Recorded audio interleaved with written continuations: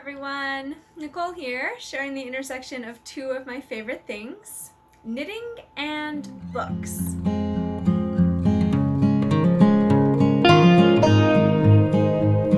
Today's knitting book review is actually kind of a meta experience. We're going to be looking at Literary Knits by Nikol Lohr. So not only is this a book about knitting, it is knitting patterns based on characters from books. We'll lead off today with one of my favorite quotes from the book. I can't say exactly why a love of literature and a love of knitting fit together hand in glove. Perhaps it's because both reading and knitting demand imagination, focus, a willing suspense of disbelief, and a bit of nerdiness. Or maybe it's because both books and knitting start with basic building blocks that can combine and recombine in any number of surprising ways. This book is set up, well, like a novel, with a prologue, the chapters, and then an epilogue. Before the book even starts, there's a 2-page spread with a picture of each of the 30 patterns that she created from some of her favorite books, so you can get a view of what they all look like. I just wish that it included the character and the book along with the picture. All right, prologue. There is a section about substitutions, tips and tricks, the knitting bag, and iKnit. Substitutions. One of the things I really like in this book is each pattern has a long string of the yarn pictured in it. So you can see how the yarn looks, whether it's stranded or whether it has a halo effect, all the things about it, whether the repeat of the color, if it's variegated, if it's a long or a short repeat between colors. I find that to be really helpful. And also in the beginning, she talks to you a bit about how to think about substitutions. So if you want to be using some of your yarn stash or just a different yarn than what she has listed, she has some information to help you with that. Tip number 1. When substituting from your stash, it's important not only to consider the gauge, but also the unique qualities of the fiber and yarn construction. To that end, each pattern includes a photo of the yarn and a brief description of its construction or quality. Just keep in mind the traits you need to preserve for fit, namely memory versus drape, and that patterns knit at a very tight gauge, for example, a worsted knit on 3s, are more forgiving for substitutions than those knit at a loose gauge or the ball band gauge. In addition, she has a list of the basic fiber qualities and basic yarn qualities that you should keep in mind when you're making any of these substitutions. Very useful part of the book. In her tips and tricks section, she has a number of things that she goes over in detail. Here is a list of them.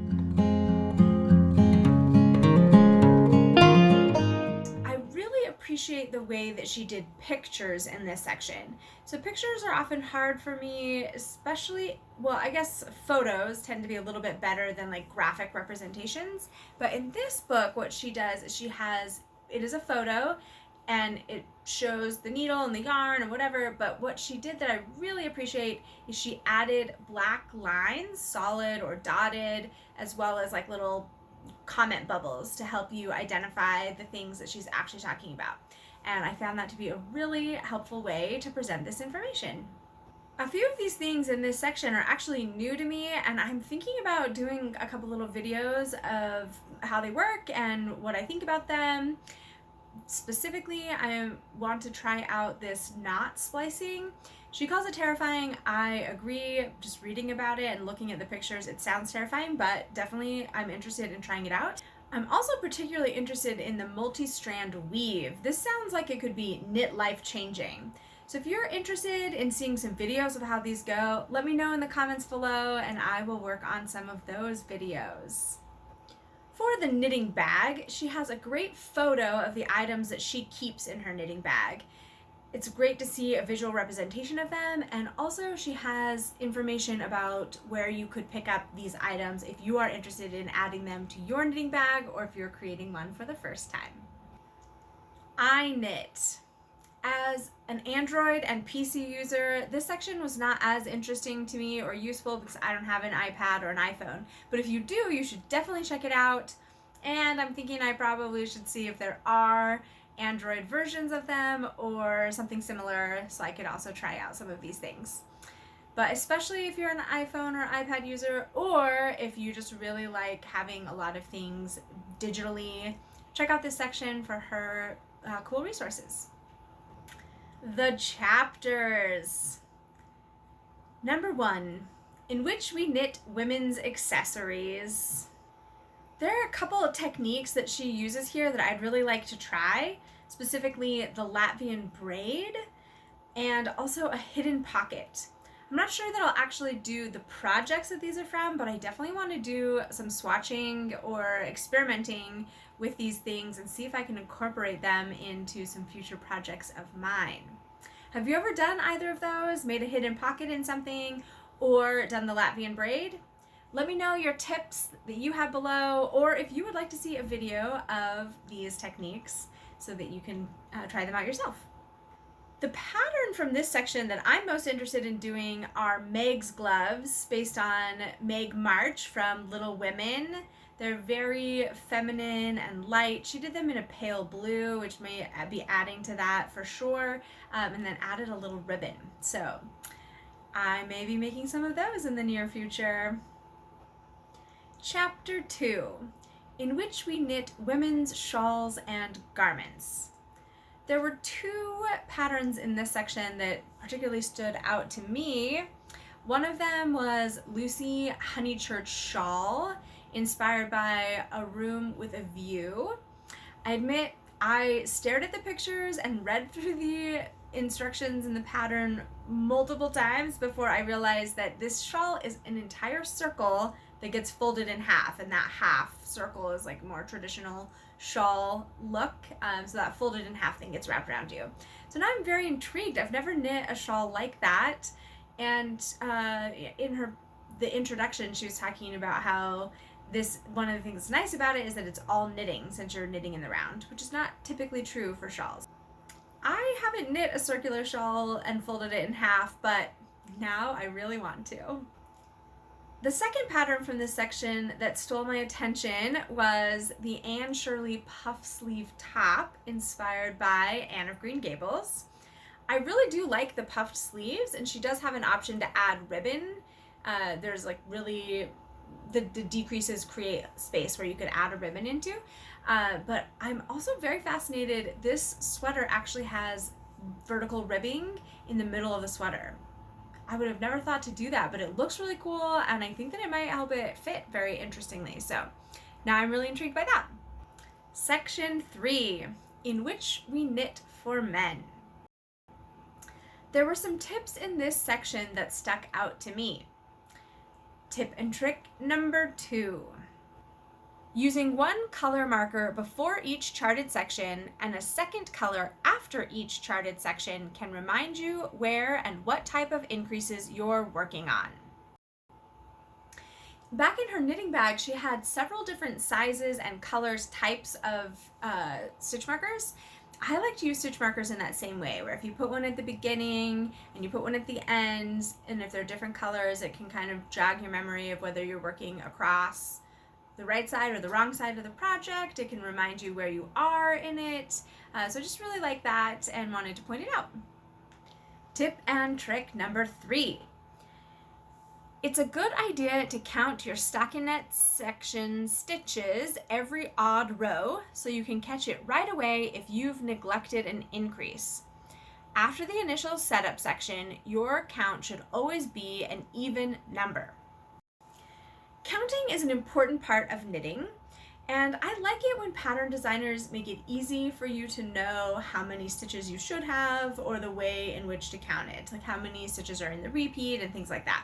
So I find this to be really helpful that she's identifying that for us and letting us know even as you're increasing, you'll be at an even number at the end of each of your stockinette rows. Very helpful, and also a good reminder to just keep counting regularly so you can catch mistakes as early as possible. There are 3 patterns from this section that jumped out to me. The first is the Sal Paradise Vest, inspired by On the Road. I'm not familiar with this book, but it's a sweater vest, and it reminds me of my dad. He wears sweater vests regularly to church, and so I was intrigued by this and spent a little more time on this pattern than some of the others. But this is cool too because it relates to kind of my philosophy about knitting. I'm kind of on the same page as Nikol Lohr here, where I want to minimize seaming and make things as simple and quick to do as possible. So this vest actually starts at the back.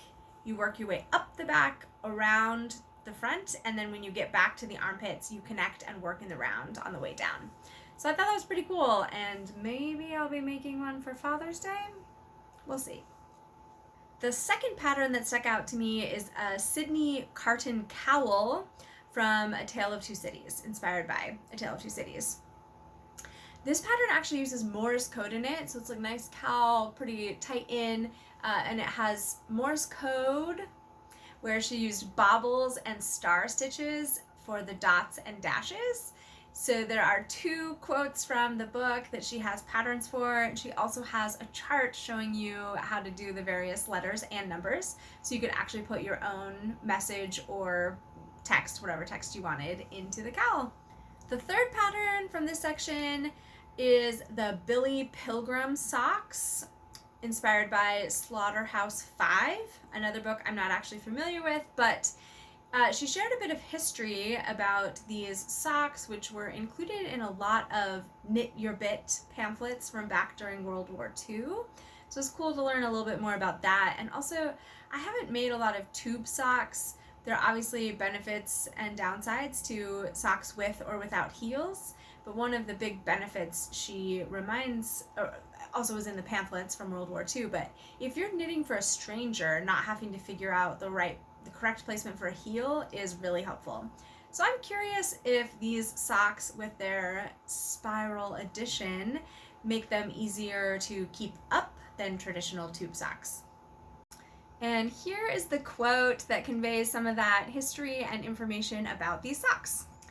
Spiral socks, refined versions of the tube sock, appeared in several World War II Knit Your Bit pamphlets.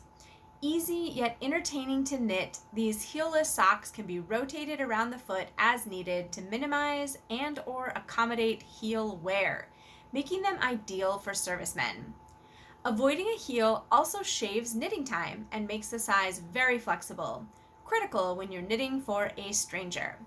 But the real charm of the spiral sock is that it can be easily adapted for any gauge yarn and knit to any length without regard to heel placement, allowing you to make the most of whatever yarn you have on hand. Chapter 4, in which we knit for children. This section had another great tip about combining yarn for stripes and how you can do so in a way that blends or accentuates the stripes. Here is what she said in the Lara Pinafore inspired by Little House on the Prairie. Pattern notes. If one or both of your strands are multicolored, your stripes will be softer and require less planning, even if the total range of color is quite broad. Similarly, selecting several yarns in the same color range will produce a subdued, harmonious look. Solid color strands in contrasting colors will produce bolder stripes. For a graphic, modern look, you might alternate between just 2 solid colors throughout. For a rich, painterly effect, choose colors that are quite similar and include yarns or blends that produce a halo, such as Angora, alpaca, kid mohair, and so on. Or carry one strand of the same yarn throughout, alternating with dozens of different little odds and ends. The tip to hold 2 yarns together mirrors a tip that came up in Oddball Knitting, which I previously reviewed. Link here if you want to check that out. And I think this is a great technique and a good reminder. I definitely want to try this out, where if you hold 2 yarns together and one of them is the same the whole way, it will help all of the yarns come together. Pretty cool. The pattern from this section that most intrigued me was Edmund's crown hat, inspired by The Lion, the Witch, and the Wardrobe. This is a reversible hat. On one side it's just plain color, and on the other side it's that same color with a gold crown type pattern knit into it. And I just thought that was really cool and very in line with the book, where you can sometimes be in this world and sometimes be in another, just depending on which way you put your hat.